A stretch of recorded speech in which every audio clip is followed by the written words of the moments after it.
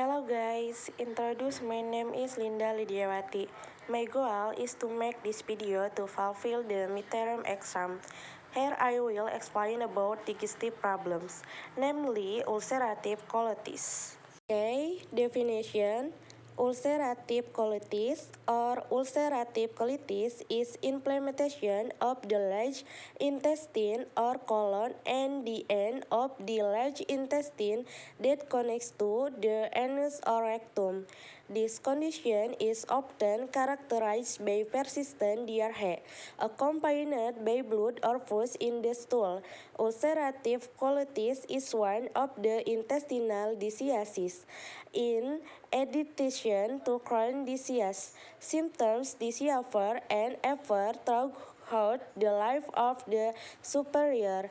However, proper treatment can help relieve symptoms and prevent.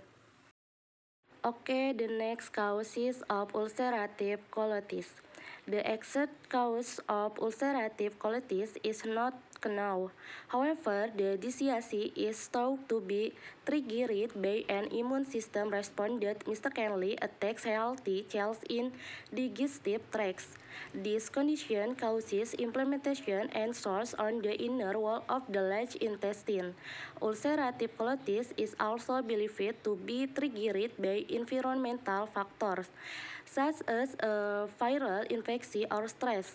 It could also be due to the use of birth control pills, non-steroidal anti-inflammatory drugs, or antibiotics. Okay, the next ulcerative colitis symptoms.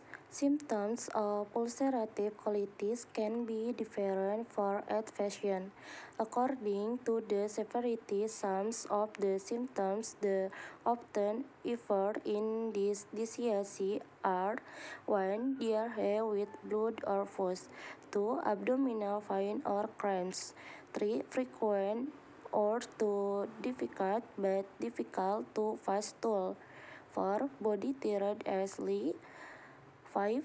Anal pain, 6. Weight loss, and 7. Fever. The above symptoms can sometimes be felt later or even not ever at all for several weeks or months. This condition is called a period of remission. A period of remission may then be followed by a recurrence of symptoms, which is called a relapse period.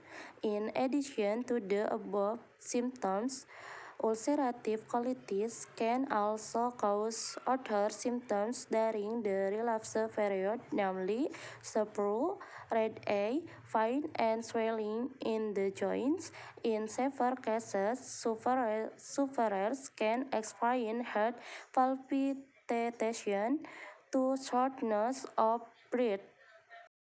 Next, ulcerative colitis itself has several types below.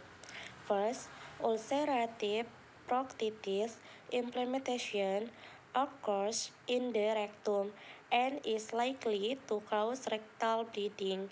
Ulcerative proctitis is the most common type, is mild and has the less risk of complication. Second, proctosigmoiditis inflammation occurs in the rectum and sigmoid colon or lower end of the colon. You will generally find it difficult to pass a bowel movement, despite the urge to do so or heartburn. This condition is called tetanus left-sided colitis. Inflammation occurs on the left side of the large intestine or rectum, sigmoid colon, and the scanning colon. This inflammation is also known as limited or distal colitis. Pancolitis. Inflammation occurs throughout the intestine.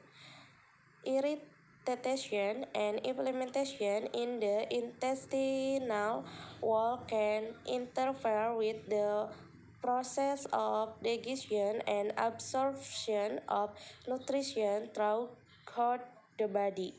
Implementation can also cause bleeding to discharge, pus, and mucus. Ulcerative colitis can cause your large intestine to swell and lead to minor perforation. Perforation is a hole in the tissue in the intestine that allows feces to leak into your stomach. This complication can lead to life-threatening infectious peritonitis. Antibiotics.